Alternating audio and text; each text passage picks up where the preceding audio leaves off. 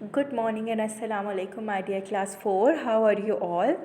I hope you all are fine. As you all know, I am your social studies teacher Aruj Yunus. And my dear students, today we are going to do the revision of Unit 1 and 1, 2 and 3, Geography, Map and Globe Skills, History and Geography. Okay, as you all know, your exams are going, so you have to be prepare yourself for exams very well, and we are going to do the revision for your uh, ease so that you can do its preparation very well. Okay, geography, map and globe skills. Globe and map. What is the difference between globe and map? What is meant by globe and map? Uh, but first tell me what is geography. Geography क्या होती है? Geo means earth and graphy means to make map. Geography में basically हम अपनी अर्थ से related पढ़ते हैं, उसके फिज़िकल फीचर्स क्या हैं, इन्वायरमेंट क्या है. तो इसमें हमारी अर्थ से जो स्टडी है वो इसमें इंक्लूड है. सो ग्लोब एंड मैप क्या है? बेसिकली हम ज्योग्राफी में मैप बनाते हैं ताकि हमारे लिए हर चीज़ की लोकेशन देखना, हर चीज़ को प्रोमिनेंट करना और पता लगाना कि कौन सा कॉन्टिनेंट कहाँ पे है, कौन सी कंट्री कहाँ पे है, वो हमारे लिए आसान हो जाए. Globe and map. Map is a chart or picture that shows different features of the earth. Globe is an object that is shaped like a ball with the map of world on it. We use globe to present the earth in its real shape. Map. A map is a plain drawing or a part of the whole of the earth surface. अब globe जो है वो ये आप देख सकते हैं कि बिल्कुल अर्थ की तरह इसकी शेप बनाई गई है और उस पर वर्ल्ड मैप बनाया जाता है. और जो मैप है उसमें एक प्लेन चार्ट पे किसी भी जगह को, किसी भी मुल्क को, किसी भी कॉन्टिनेंट को ड्रॉ किया जाता है और अर्थ के फिज़िकल फीचर्स जो हैं उस पर शो किए जाते हैं. As you all know, we have 7 continents and 5 oceans. और ये continents और oceans इस तरह से मैप पे शो किए गए हैं. ये आपको कलरफुल जो नज़र आ रही है हमारे पास continents हैं और आपको पता है कि वाटर जो है हम ब्लू कलर से शो करते हैं. Elements of map. अब हमारे पास एलिमेंट्स क्या है मैप के? अब किसी भी मैप को बनाने के लिए जो हमारे पास बेसिक चीज़ें वो क्या क्या होती है? Title, symbol, science, direction, scale, longitudes and latitudes. Clear, my dear students? Okay, before doing a revision of Unit 2 History, we are going to revise short question answers and long questions of Unit 1 Geography. Short questions which are included in our Unit 1. Short questions are 1, 2, 3, 4 and 10. जो आपने short questions करने हैं वो है 1, 2, 3, 4 and 10. और जो MCQs हमारे include हैं वो है 1, 2, 3, 4, 5, 7, 12, 14, 19 एंड 20. MCQs आपने खुद करने हैं. MCQs हम कर चुके हैं, आप मेरी प्रीवियस वीडियोस भी देख सकते हैं जो भी. लेकिन MCQs करने का एक ही आसान तरीका है कि आप अच्छे से रीड आउट करें अपने चैप्टर को और उसके बाद आप अच्छे से स्टेटमेंट रीड करके करेक्ट ऑप्शन पे टिक मार्क करें और उसकी वहाँ पे आपकी टाइटल जो की जो है वो ऑलरेडी गिवन है. Okay, question 1 is define a map. आपको पता है कि मैप क्या है? A map is drawn to show the earth surface in a flat drawing. What is meant by title in a map? अब टाइटल क्या होते हैं? अब कोई भी चीज़ अगर हम फॉर एग्जांपल डायग्राम ड्रॉ कर रहे हैं तो सबसे पहले हम उसका टाइटल तो देंगे ना कि ये किस चीज़ की डायग्राम है. अगर आप हार्ट की ड्रॉ करें तो आप लिखेंगे कि डायग्राम ऑफ हार्ट. तो जब भी मैप बनाएंगे हम तो उसका टाइटल देंगे ना कि किस चीज़ का मैप है, लाइक मैप ऑफ पाकिस्तान. तो इसको हम कहते हैं title. Title tells us the purpose of making map of the specific place like borders, railway lines of any country. Right names of continents of world. अब आपको पता है कि हमारे पास 7 कॉन्टिनेंट्स हैं और वो कौन कौन से? Asia, Europe, Africa, North America, South America, Australia, Antarctica. ठीक है. अब right the names of secondary directions.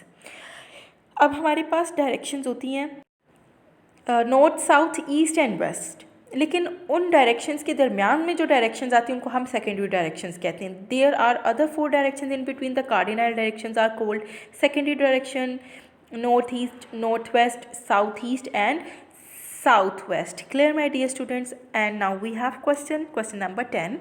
What do you understand by globe? As you all know कि ग्लोब जो है वो राउंड बॉडी है, वो अर्थ की शेप है उसमें और उस पर हम मैप जो है वर्ल्ड मैप उसमें शो करते हैं। A globe is the model of a earth according to a scale. A globe is the model of earth according to a scale. Okay, now moving towards its long question. इससे जो हमारे पास question include है वो 1 and 4 है। Write down the difference between a map and globe. और इसके अलावा हमारे पास क्वेश्चन है right the names of oceans. अब आपको पता है कि मैप एंड ग्लोब में क्या डिफरेंस है और हमारे पास कितने ओशंस है। There are 5 oceans in the world. Okay, now moving towards chapter 2 history our past. History of events in Punjab. अब पंजाब, जैसा कि आपको पता है कि पाकिस्तान आज़ाद होने से पहले हिंदुस्तान और पाकिस्तान जो थे वो एक ही कंट्री थी जिसको सब कॉन्टिनेंट कहा जाता है। पार्टीशन तो बाद में हुई 14 अगस्त 1947 में, 14 अगस्त 1947 में।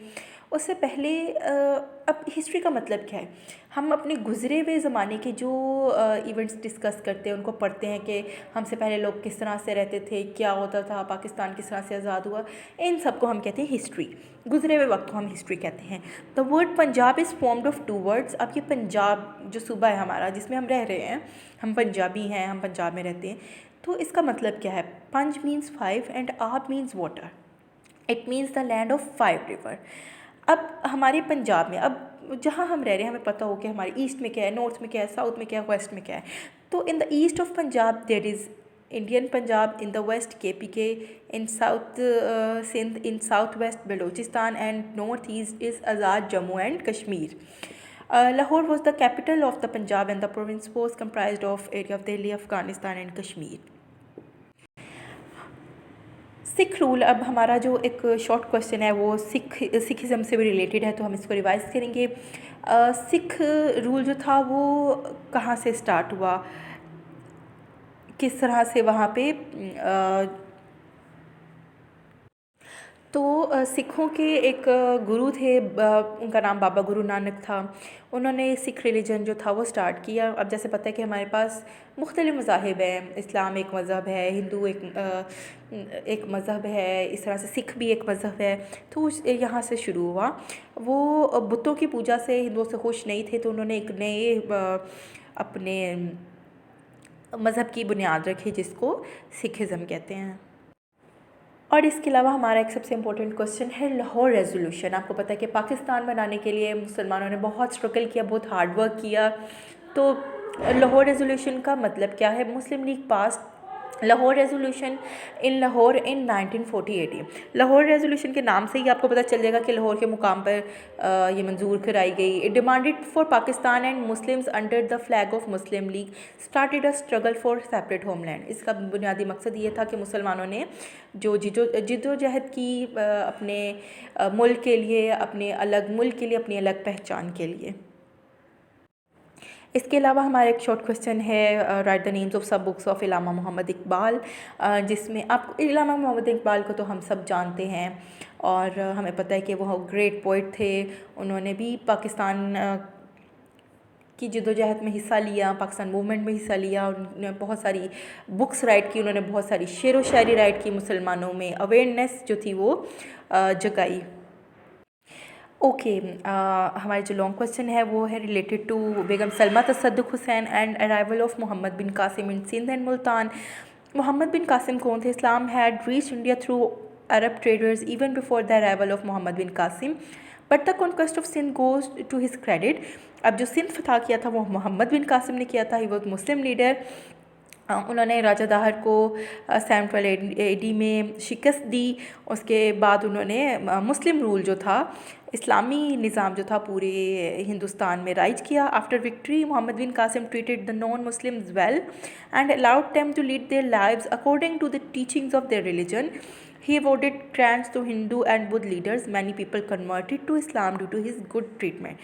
और उन्होंने नॉन मुस्लिम्स जो गैर मुस्लिम थे उनके साथ बहुत अच्छा सलूक किया और उनके अच्छे सलूक की वजह से बहुत से जो गैर मुस्लिम थे उन्होंने इस्लाम कबूल कर लिया। ये हमारा रिव्यू था यूनिट 2 का, जिसमें हमारे पास क्वेश्चन है when and where was the Lahore resolution passed. इसके अलावा how was the Sikhism started, how did the Punjab get its name, write the names of some books of Allama Mohammad Iqbal. और लॉन्ग क्वेश्चन हैं what were the causes of arrival of Mohammad bin Qasim in Sindh and Multan. और इसके अलावा हमारा जो question है, हु वॉज़ बेगम सलमा तसद्दुक़ हुसैन।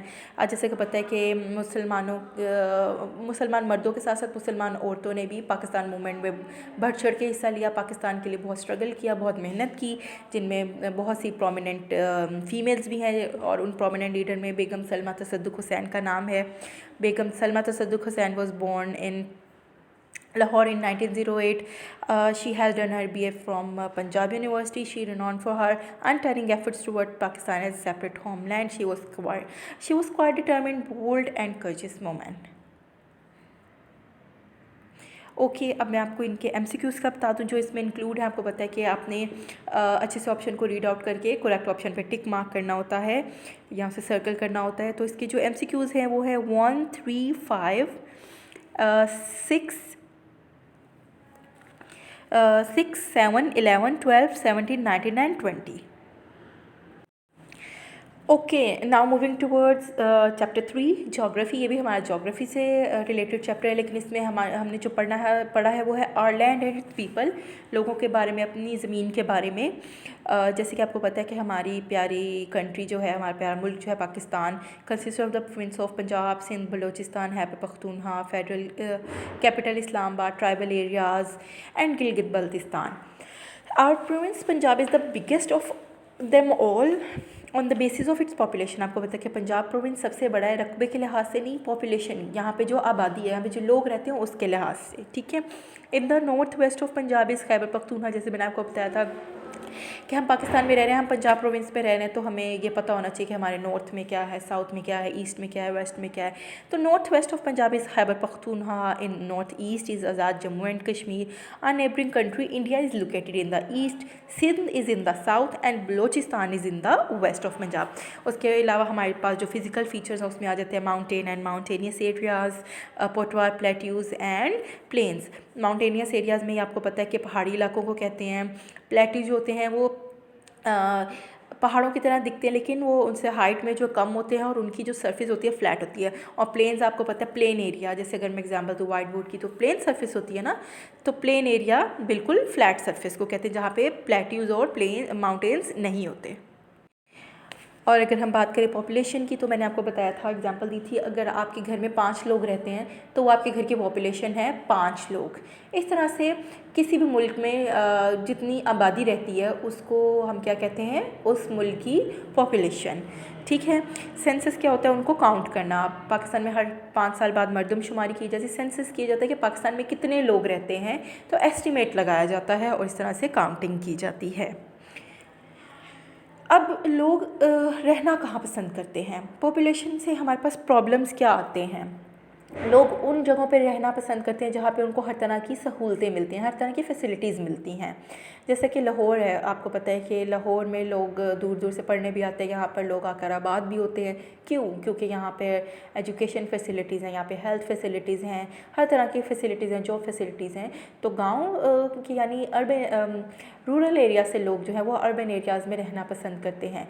लेकिन फिर क्या होता है, इससे मसाइल क्या पैदा होते हैं कि लोग ज़्यादा से ज़्यादा यहाँ पर आ जाते हैं और यहाँ पे जो फैसिलिटीज़ हैं वो आहिस्ता आहिस्ता ग्रेजुअली कम होती जाएंगी। तो इसका नेमुल बदल क्या है कि अब अगर हमारी हुकूमत काम करे और रूरल एरियाज़ में भी वो फैसिलिटीज़ प्रोवाइड करे तो लोगों की माइग्रेशन जो है वो ऑटोमेटिकली कम हो जाए। Then we have also important topic natural disaster. Natural disaster क्या होता है? The natural changes under on the surface of the earth which cause damage to the life and property are called natural disasters. हर वो चीज़ जिससे ज़मीन के अंदर या ज़मीन के ऊपर वो चीज़ जो लोगों की जायदाद को, चीज़ों को नुकसान पहुंचाए, वो है नेचुरल डिज़ास्टर। जैसे फ्लड्स हैं, उसमें हमारे पास अर्थक्वेक्स आ जाते हैं। और इसके अलावा हर वो चीज़ जो अल्लाह ताला की तरफ यानी कुदरत की तरफ से आती है और वो लोगों को नुकसान पहुंचाती है, वो है natural disaster. Okay, let me tell you about its MCQs which are included. 1 2 3 1 2 3 9 11 12 18 19 and 20 ये MCQs आपने करने हैं, वो आपकी बुकलेट पे गिवन है और उनके आंसर की भी ऑलरेडी वहाँ पे गिवन है। 1 2 3 9 11 12 18 19 एंड 20। जो शॉर्ट क्वेश्चन हमारे इंक्लूड हैं वो हैं 1 and 4। Name different physical features of Punjab. Mountain and mountainous areas, Potawatomi Plateau and plains. Define natural disaster. The natural changes under or on the surface of the earth cause damage to the life and property are called natural disasters. Clear my dear students? And हमारे पास जो long question हैं वो हैं 1 and 2. Describe the location of Punjab, जैसे कि मैंने आपको बताया कि नॉर्थ वेस्ट में खैबर पख्तूनख्वा आता है, नॉर्थ ईस्ट में जम्मू कश्मीर आता है, हमारी जो हमसाया मुल्क है इंडिया वो ईस्ट में आता है, और सिंध जो है सिंध साउथ में, बलूचिस्तान वेस्ट में। Clear? What are the problems related to population increase in population cause? Problems related to health, food, housing and environment. It increases unemployment. This affects the living standard of people. Overpopulation increases poverty. Clear my dear students? Okay, best of luck for your exam. Allah Hafiz, take care.